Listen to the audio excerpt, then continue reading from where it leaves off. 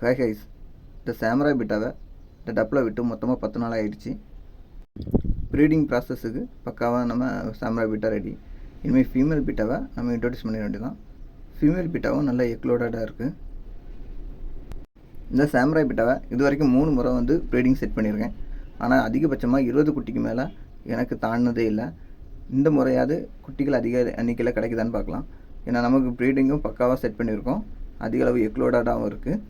அதுக்கப்புறம் கிளைமேட்டும் நமக்கு ஏற்ற மாதிரி இருக்குது. நல்ல ஜில்லுன்னு கிளைமேட்டும் வந்துட்டு பீட்டாவை ப்ரீடிங் போடும்போது கிரிண்டல் வாம், மொயினா அப்படி மேக்ஸிமம் லைஃப் ஃபுட்டாக கொடுக்க பாருங்கள். அப்படி அது உங்கள்கிட்ட இல்லைன்னா இதே போல் மஸ்கிட்டோ லார்வாவை உற்பத்தி பண்ணி கொடுங்க. ஸோ இது பீட்டா ப்ரீடிங் ப்ராசஸுக்கு ரொம்ப சப்போர்ட் பண்ணும். ஸோ நீங்களும் இதை ட்ரை பண்ணி பாருங்கள். நான் மேல் அண்ட் ஃபீமேலை 2 நாளாட்டு செப்பரேட் பண்ணி வச்சுருப்பேன்.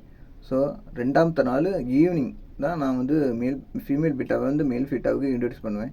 ஸோ நீங்களும் இதே போல் ட்ரை பண்ணி பாருங்கள். அதிக அளவு குட்டி எடுக்கலாம். தேங்க்ஸ் ஃபார் வாட்சிங்.